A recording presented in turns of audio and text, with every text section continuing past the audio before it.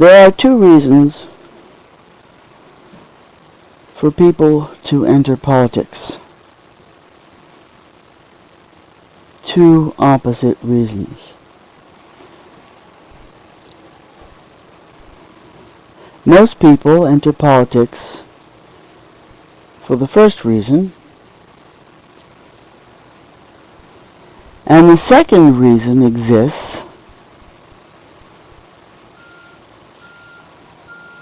because a few people recognize that the first reason is wrong, and that the only way to do something to change it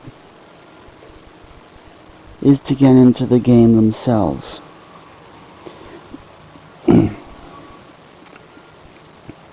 That's the reason behind the second reason. The reason behind the second reason is the recognition that most politicians are in it for the first reason. The first reason to enter politics is in the pursuit of power, money, and prestige. This is why most politicians are involved in the game, because most of them are people who are steadfastly determined in a determined manner in pursuit of power, money, and prestige. And when you recognize that and you start to watch what they do and how they do it, you will start to see that everything they do is done with this ultimate goal in mind of power, money, and prestige. Those are just three aspects of one unity, one unified trinity of power, money. That's the unholy trinity of politics, is power, money, and prestige.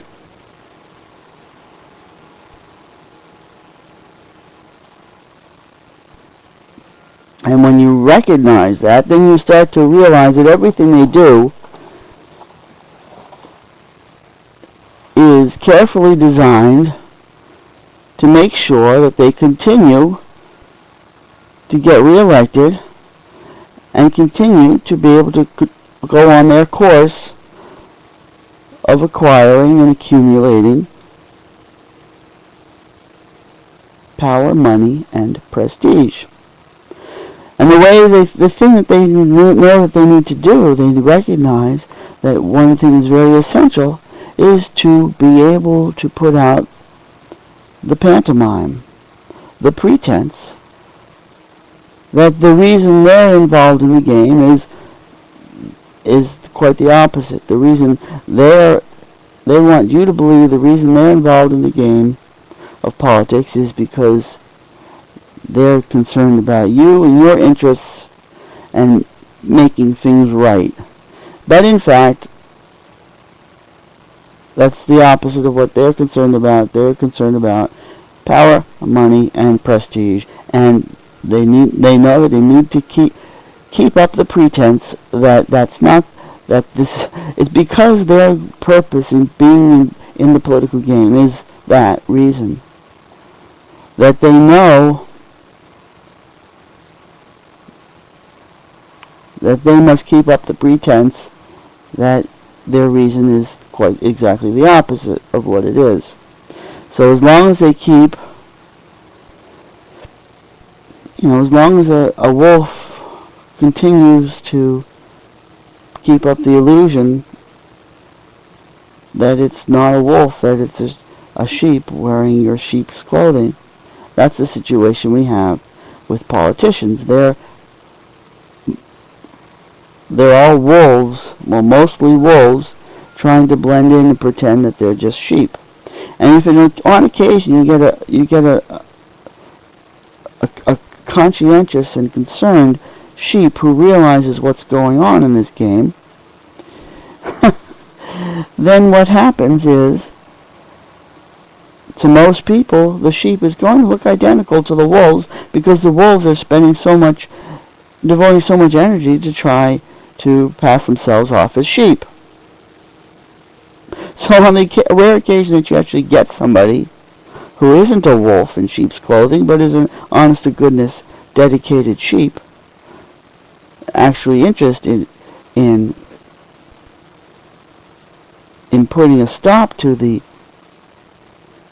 power, money, and prestige game that is running us into the ground, then most people aren't even capable of recognizing that, in fact, this person is an honest-to-goodness, genuine, concerned, dedicated sheep, because the wolves are so busy trying to imitate and pass themselves off as being exactly the same things themselves. And that's the game that the wolves play. That is the game that the insincere people in this world are constantly playing. There is a constant interplay, a constant wrestling match between the yin and the yang of insincerity and sincerity in human society. There is the constant wrestling match between insincerity and sincerity in human society, and you see that going on. And the ultimate, sort of one of the ultimate symptoms of this wrestling match is the game which I always associate with 6th grade, because it was in 6th grade that I heard it most explicitly stated. After 6th grade, those people that play this game learned not to explicitly state it, but to simply incorporate it into their procedure of everything they do, just ingrained, incorporated, without even needing to explicitly state it, rather to let it be there without being pointed out, to be more subtle and covert about it, by not pointing. It's like if you come up and you say, guess what, stick 'em up, I've got a gun and I'm going to shoot you, if you give me all your money, bang bang. That's an explicit manner of holding people up. But the more successful manner of holding people up is to not make it explicit, but to do it subtly and covertly, and maybe pass a note that says, don't make a sound, hand over your cash, and don't make any unusual moves, or you've had it. That way it's more covert and more subtle and doesn't draw attention to itself, and that's more likely to succeed. And so people after 6th grade who play this game, the insincere people who play this game, learn to just incorporate it covertly instead of explicitly. But in 6th grade is when you see it, or when I used to see it, most explicitly played out. And the game is, I know you are, but what am I? The I know you are, but what am I game. This is the game played by people who have a basic insincere mentality. The people with the insincere mentality love to play the I know you are, but what am I game. It's the same thing as the wolves in sheep's clothing saying, so if you point out that there's a wolf, and they say, I know you are, but what am I? No, you're a wolf, I'm a sheep. And anything that you say, I'm rubber and you're glue. Anything that you say bounces off of me and sticks to you, and except for the wool that I put on over my wolfy fur. The wool, different. So there's an interesting connection, the two words, wool and wolf. Wool and wolf. Ha! Wool and wolf. The interplay of wool and wolf. The interplay of insincere. The interplay of sincere and insincere. The interplay of wool and wolf. The interplay of rubber and glue. The interplay of politicians who are in it for power, money, and prestige. And look at how they behave. Look at how they behave as they sit there banging their gavels and